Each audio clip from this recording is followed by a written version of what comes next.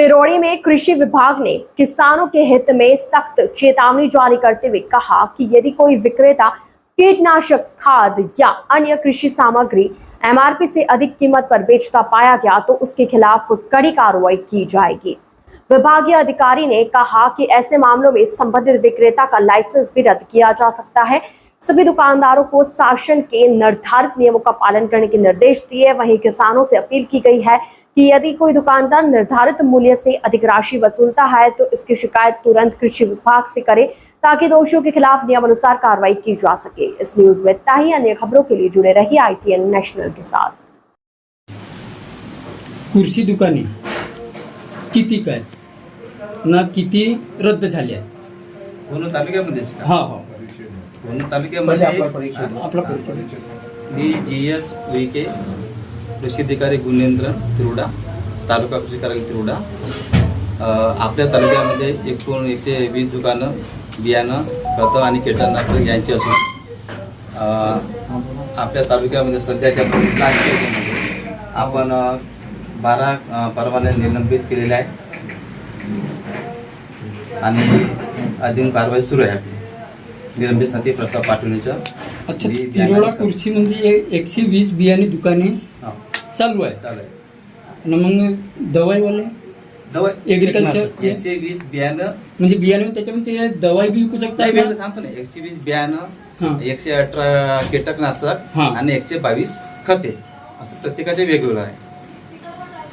आता सध्याच्या परिस्थितीत तुमच्या कृषी केंद्रावर युरियाचा भाव किती आहे? आता सध्याच्या परिस्थितीत 266 रुपये सध्या युरियाला सुरू आहे। आणि अधिकृत जे कीटकनाशक विक्रेता आहेत त्यांनी जर युरियाचा भाव जास्त घेतला तर त्याच्यावर कृषी अधिकारी म्हणून आपण काय कारवाई करण्यात येईल? त्यांच्यावर निलंबनाचा प्रस्ताव टाकता येईल, रद्द करता येईल असं त्यांची।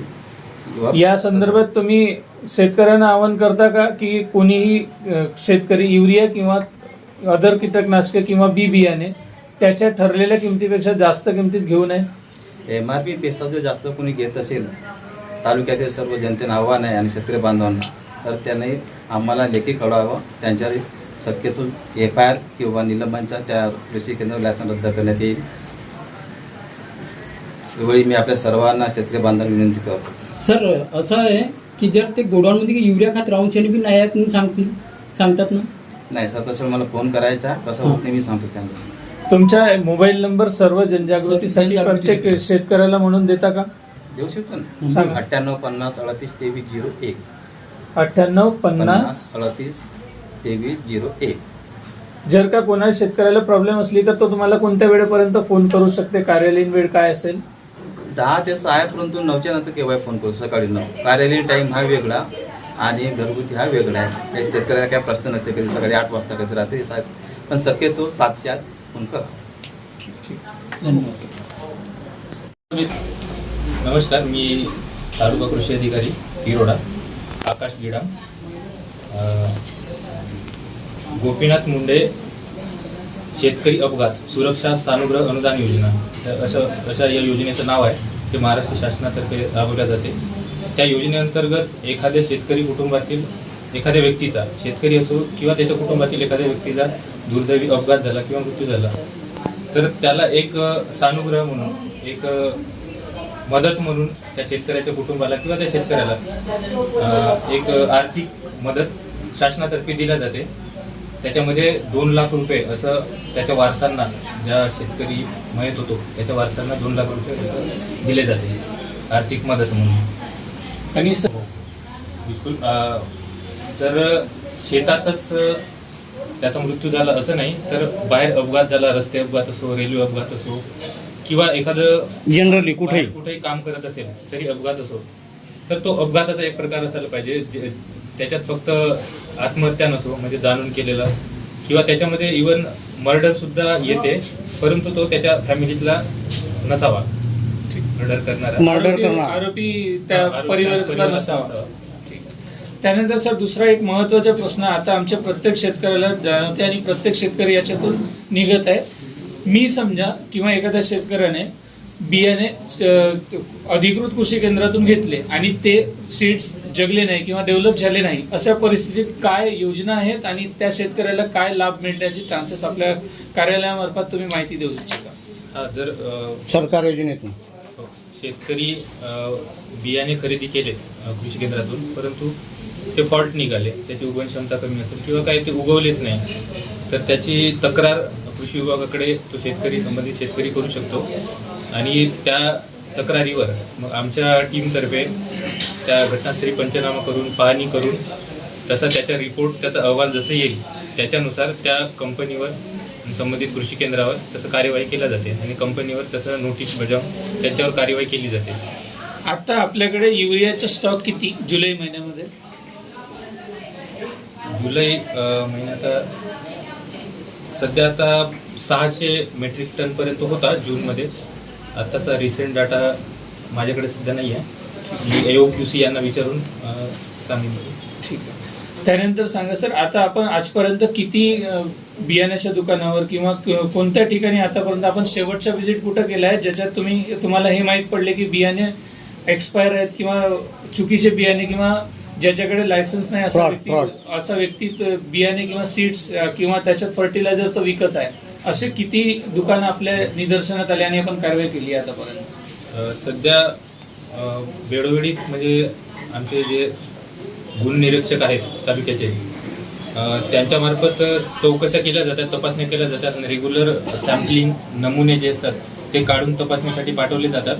तर त्यांनी आतापर्यंत म्हणजे आता सध्या 12 दुकानावर त्यांनी कार्यवाही केलेली आहे वरिष्ठांच्या मार्फत ज्यांच्याकडे, आणि शेवटचा आता त्यांच्याकडून मी रिपोर्ट घेऊ शकतो. त्यांची लायसन्स रद्द करण्यात आली का? त्यांच्यावर कोणती कारवाई आपण देण्यात official केली? आलाय, अच्छा, स्टॉप सील देण्यात. सस्पेंड करण्यात आलंय ते काही काळासाठी, म्हणजे आपण सस्पेंड करतो. आपण शेतकरी जागृत अभियान राबवता का आणि शेवटचं जागृत अभियान आपण कोणत्या ठिकाणी आणि केव्हा केलेलं आहे? शेतकरी जागरूकता अभियान आम्ही गावोगावी जे कार्यशाळा आहेत किंवा शेतीशाळा आहेत किंवा एखाद्या योजनेची प्रचार प्रसिद्धी असावी यासाठी आम्ही मार्गदर्शन करत असतो. सध्या रिसेंटली मी मागच्या आठवड्यात सरला इथे कार्यक्रम घेतला होता. त्याच्यामध्ये मृदा आरोग्य पत्रिका वाटप व सॉइल टेस्टिंग कशी करावी, माती नमुने का काढावा, कसे याच्याबाबत सरला इथे कार्यक्रम घेतला होता. आपण जे आता बोललात की सर्रामध्ये आपण माहिती दिलेली आहे, त्या ठिकाणी तुम्ही बचत गटांना ही माहिती दिली की लॉटरी मार्फत तुम्हाला सीड्स मिळतात आणि तुम्ही नवीन फर्टिलायझरवर काही टेस्टिंग करू शकता, अशाबद्दल माहिती दिली आहे का? ते काय योजना आहे, थोडं स्पष्टीकरण सहित सांगा. आम्ही जे राष्ट्रीय कृषी विकास योजना आहे त्याच्यामार्फत मृद नमुने तपासत असतो. ते मृद नमुने आम्ही गाव स्तरावरून एका गावातून 100 नमुने काढतो आणि लॅबोरेटरीला पाठवतो आणि त्याची जे आरोग्य पत्रिका असते ते शेतकऱ्यांना देतो आणि त्यांना सांगतो की तुम्ही या पत्रिकेचा वापर करूनच खताचा वापर करा, जेणेकरून म्हणजे आजकाल बघतो आपण की खताचा अतिवापरामुळे जमिनीची सुपीकता खालावली आहे, त्याच्याबद्दल आम्ही ते जनजागृती करत असतो. आणखी एक महत्त्वाचा प्रश्न सर, ज्या लोकांच्या आतापर्यंत लँड सेंडिंग किंवा प्रधानमंत्री किसान सन्मान योजनेअंतर्गत लँड सेंडिंग किंवा आणखी बरेच कारणास्तव त्यांना त्यांचे महिन्याचे हप्ते किंवा वार्षिक जे 2-6 हप्ते आपल्या गव्हर्नमेंटकडून देण्यात येतात हे थांबले आहेत, त्याच्यासाठी काय उपाययोजना आहेत? आपल्या कार्यालयामार्फत आपण काय काय गोष्टी करून घेता आणि आतापर्यंत आपण किती थांबलेल्या शेतकऱ्यांना याचा फायदा दिलेला आहे? लँड सीडिंगचा प्रॉब्लेम काही शेतकऱ्यांना असतो, ज्याच्यासाठी मग जर त्यांना प्रॉब्लेम असेल तर ते सहाय्यक कृषी अधिकाऱ्यांमार्फत ते इथे पाठवतो आम्ही. म्हणजे शेतकरी येतात आमच्या ऑफिसला, त्यांचा आम्ही ते ऑनलाईन स्टेटस काढून देतो जर कशामुळे प्रॉब्लेम आहे म्हणून. जर लँड सीडिंगचा प्रॉब्लेम असेल तर मग त्यांना तसं जे आवश्यक डॉक्युमेंट्स आहेत ते घेऊन आम्ही. आपण आतापर्यंत किती असे केसेस रिझॉल्व्ह केलेले आहेत ज्या आतापर्यंत ठीक झाल्या? म्हणजे तुम्ही तुमच्याकडे येऊन किती शेतकऱ्यांना त्या गोष्टी सन्मान निधीची पूर्तता आपण केली आहे?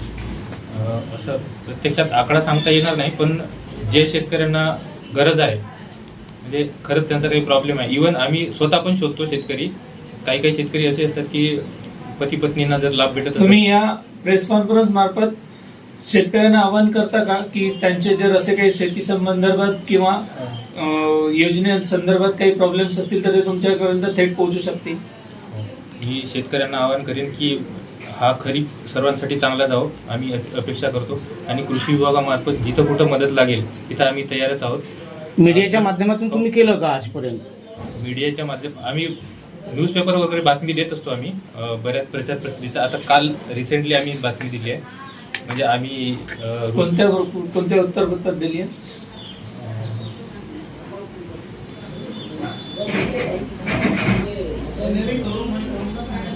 शॉर्ट शेतकरी गिरीधारी पाटील यांनी तर तसं आम्ही मीडियाच्या प्रचार प्रसारच्या माध्यमातून हो, जात असतो आम्ही शेतकऱ्यांपर्यंत.